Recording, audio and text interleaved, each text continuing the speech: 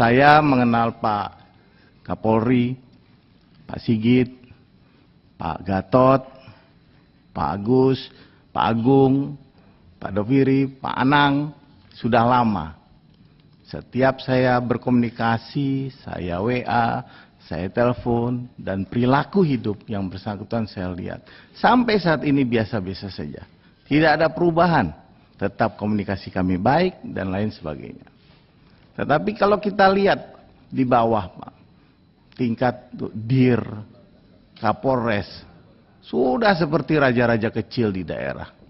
Kadang-kadang kita anggota Komisi 3 telepon saja tidak diangkat. WA tidak dibalas. Ini perilaku-perilaku seperti ini sudah mulai memperlihatkan bahwa barusan jadi Kapolres Dir sudah susah sekali. Perilakunya sudah luar biasa seperti raja di daerah. Kemudian kita juga lihat gaya hidup mereka, Pak. Sudah mulai pakai cerutu. Pasti ada cerutu. Sudah mulai pakai wine. Mobilnya juga sudah mewah-mewah. Kalau kita lihat juga perilaku istri-istrinya. Itu pakai tas Hermes itu. Hah? Oh. Ini gimana? Ya. Ya. Donat.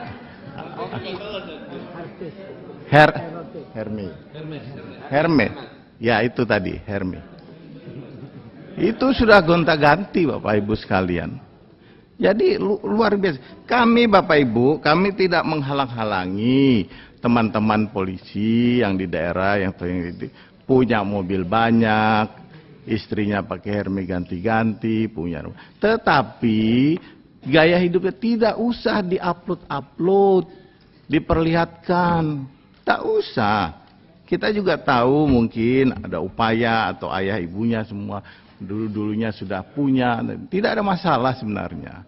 Tetapi janganlah diperlihatkan sehingga membuat masyarakat itu nyinyir. Membuat masyarakat melihat, oh ternyata begini Polri. Padahal tidak begitu. Pak Sigit, Pak Gatot, Pak Agus, Pak Anang ini apalagi. Pak Doviri, Pak Agung. Kami kenal lama dan biasa-biasa saja sampai saat ini semua. Tidak ada yang berubah dengan beliau-beliau ini. Gampang sekali komunikasinya. Gitu. Dan juga penampilannya juga biasa-biasa saja. Jadi ini yang mungkin harus diubah Pak Kapolri terhadap perilaku kawan-kawan untuk meningkatkan kembali kepercayaan masyarakat. Dan juga tentunya